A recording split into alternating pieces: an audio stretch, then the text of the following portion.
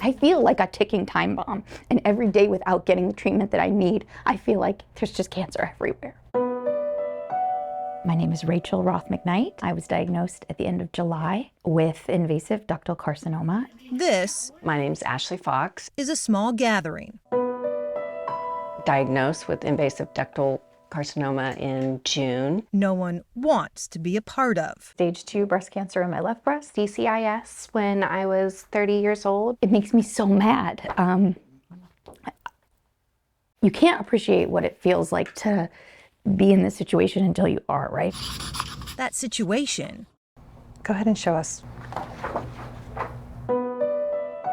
I was denied my reconstruction. I was denied the type of mesh that my doctor recommended. Denied the mesh, radiation, PET scans, and an MRI. My doctor, just wants to make sure that because it is so aggressive that it hasn't spread, and we haven't really been able to look into every avenue yet. Because the insurance company won't pay for it. Right.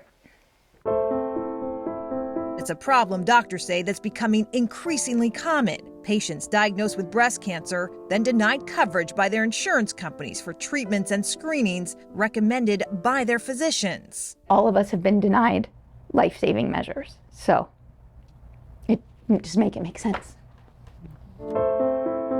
Brittany MacArthur's insurance company refused to cover the cost of a mammogram, even though she had a large lump in her breast and a referral from her doctor.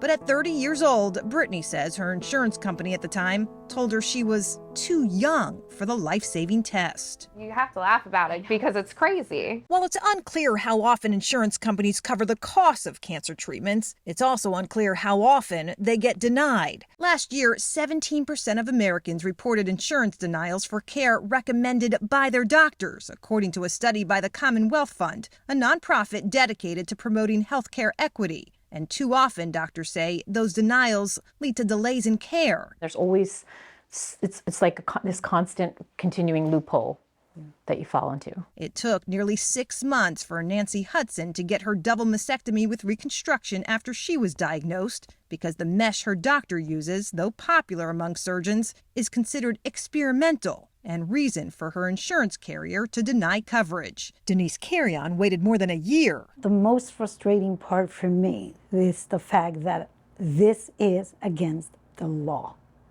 This is against federal law. Where does that fit in here? That federal law, known as the Women's Health and Cancer Rights Act, is supposed to protect patients who choose breast reconstruction after mastectomy. But nearly 30 years after it was passed, advancements in surgeries and treatments have paved the way for insurance company loopholes and denials, leaving Ashley Fox to pay half of her double mastectomy out of pocket. They were only going to cover the cancerous breast. They would not cover the non-cancerous breast mastectomy. There's no police. There's no system of enforcing. Dr. Alicia Billington is a plastic and reconstructive surgeon in St. Pete. I think it's money. I think it's greed. The crazy thing about that is actually, if you don't take care of patients appropriately, it ends up costing us more money because they're going to have to go back and get additional tests.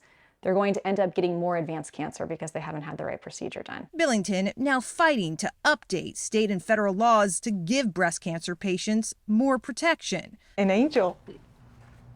She is. Ooh. Go ahead. You can come in here and do the hugs. Yeah.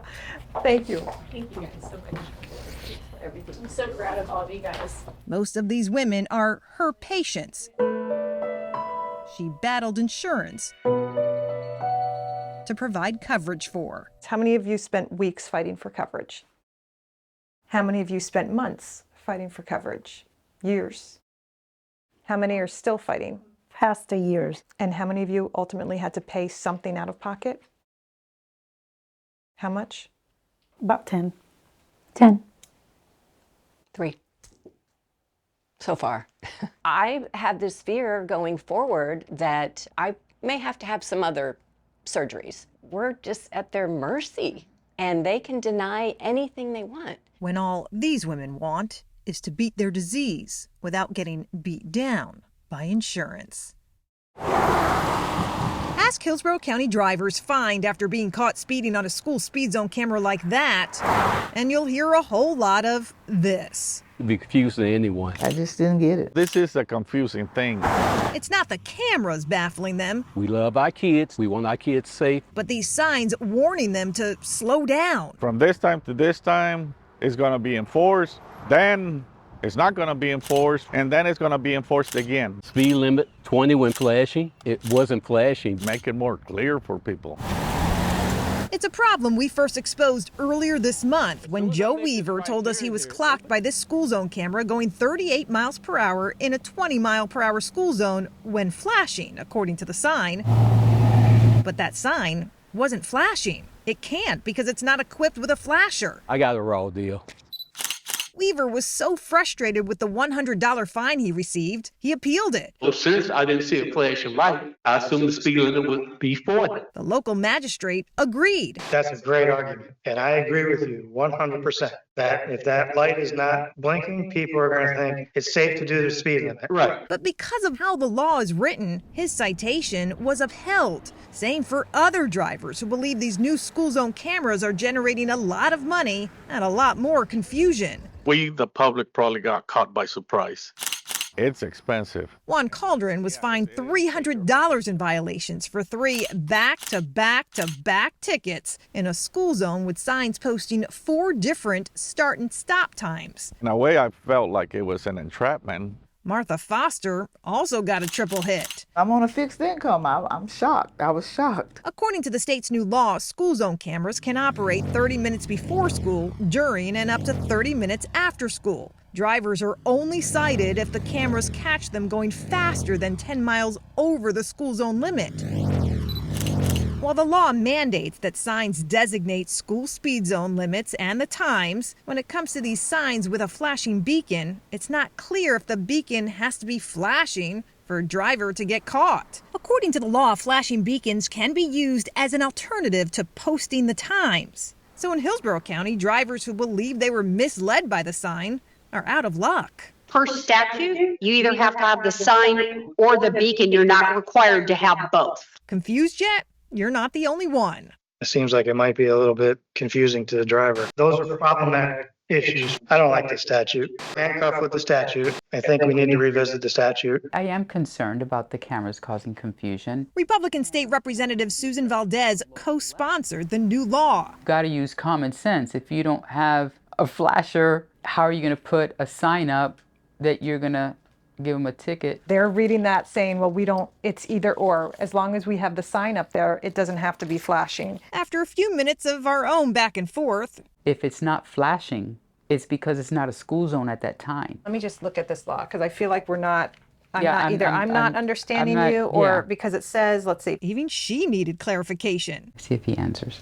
He's with the sheriff's office. Stopping our interview to call the local sheriff's office, which helps enforce these camera violations. Thank you so much for taking my call. In the end, Valdez acknowledged there might be a problem with how these cameras roll with signs that aren't always clear. I do appreciate the insight of this. We definitely do not want to run pieces of legislation that are just good sound bites and good ideas and a challenge to implement. I don't like gotchas. Which is exactly what these drivers believe happened to them after they were caught by a camera and a whole lot of confusion. One shouldn't have to guess or be baffled by what's right and what's wrong. It's just, it's just upsetting and unfair. This one goes here. There's something about a puzzle. And this one goes here. So many pieces. Maybe this one goes here. Possible connections. Looks like it too, but it's not working. The right moves. Oh, this is the whole piece right here, Tom. And plenty of wrong ones. No. It's all what draws Mary Barnes and her husband Tom to take on the challenge. No, I guess you're right. You can't walk by without putting a piece in. But recently, Mary has had to face a puzzle of a lifetime. Where's that dark color coming from? She just can't piece together. Anxiety. I'm scared. No matter how hard she tries. Just not knowing if it's spreading or not. It's hard. Back in February, Mary was diagnosed with triple-negative breast cancer, generally considered an aggressive form of breast cancer that can grow and spread more quickly. I've heard a lot of stories of people not making it through breast cancer, but everybody was telling me that you'll be okay, you'll get through it, you're strong, you'll be okay. So that's the attitude that I had, that I'll get through it. But get refused and refused, then you start thinking, am I going to get through it? That's because 5 months since her initial diagnosis and 2.5 months after her mastectomy, Mary has yet to undergo the necessary chemotherapy and radiation to help rid her body of this cancer. It's that word aggressive. It's in the back of my head, that it's, I don't know, it's already gone inside. It's scary. So I got to say, it's scary. I think anyone would feel exactly how you're feeling.